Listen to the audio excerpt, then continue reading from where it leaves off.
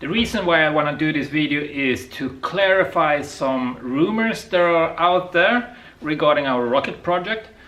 And for you guys who's following us, what we're doing knows that we have talked and show some pictures of the upcoming Heatshield.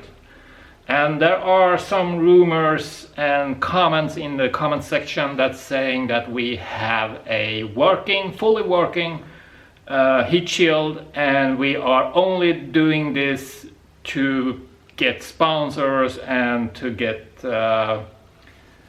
more viewers. But that is far away from the truth, and I just want to clarify what's going on and what the Heatshield project is. So without further ado, let's talk you through. All right.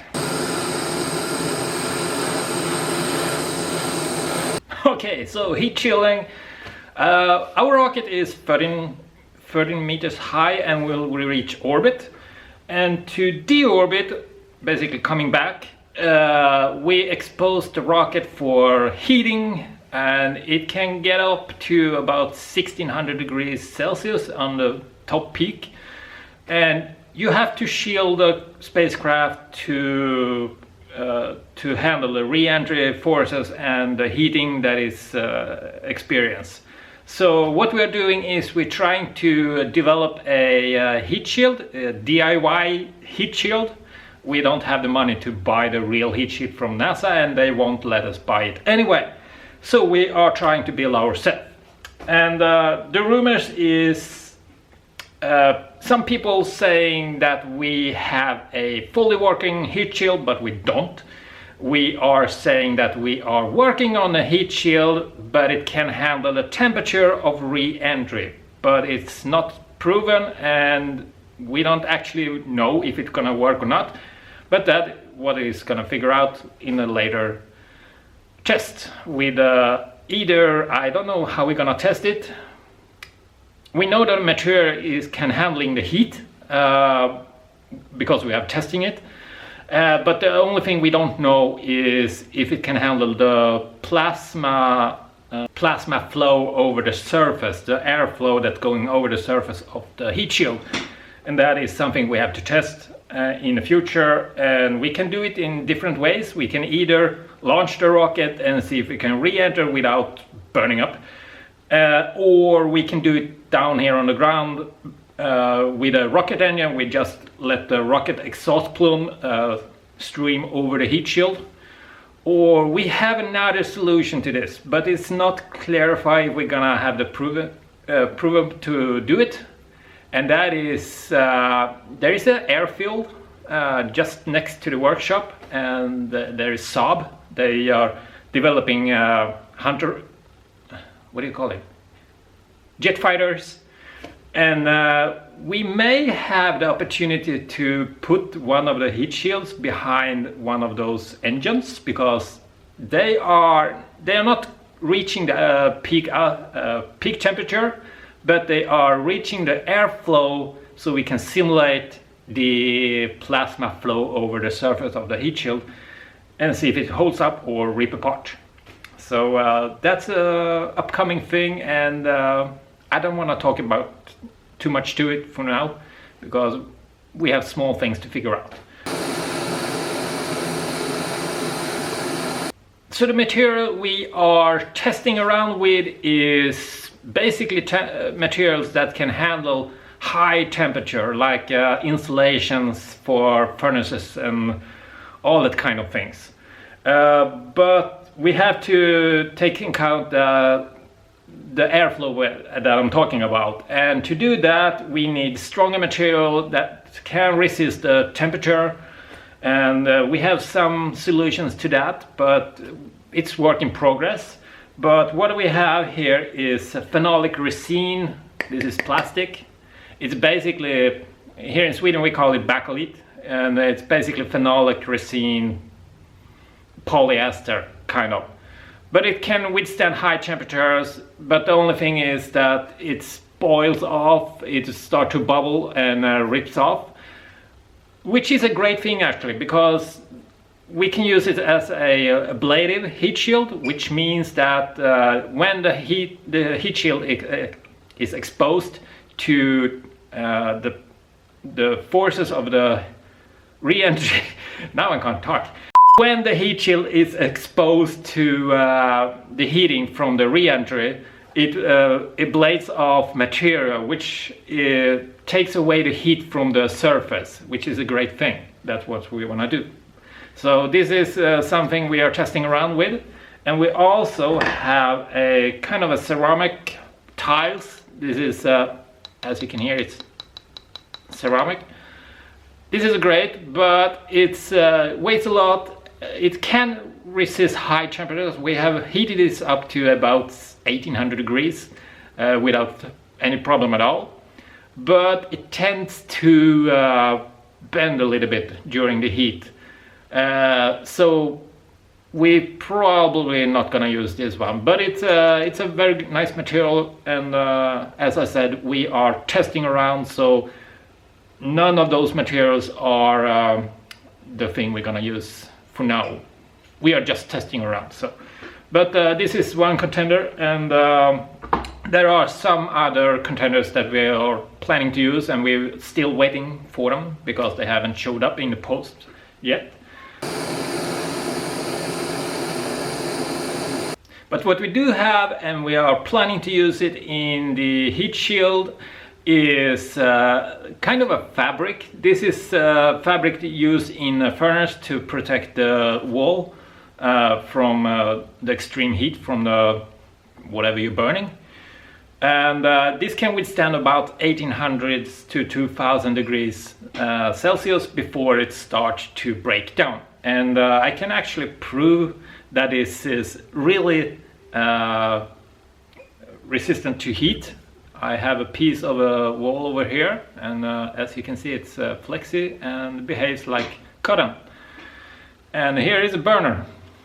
And please do not try this at home, and I really mean it. Do not try this at home if you don't know what you're doing. And here is the material.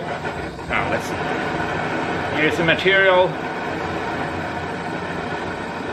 Come on. Here's the. It just don't want to stain my hand.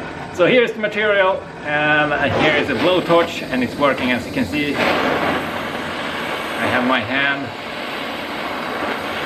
As you can see, it's burning.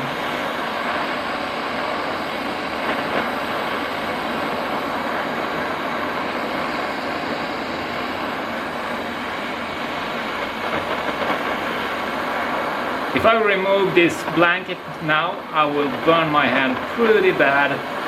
And as you can see, it's heating up. Oh, I'm dropping it. Yeah, I will take it away.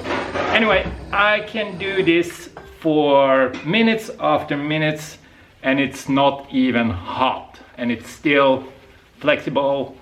So it's a good material, and we plan to use that in the heat shield itself as a secondary heat shield. And here is the longer clip of me burning some of the material or testing the heat shield, some kind of a heat shield, with a blowtorch for a longer time. It's boring, and skip this if you want, but this is just a couple of minutes of burning of this material. Here we go.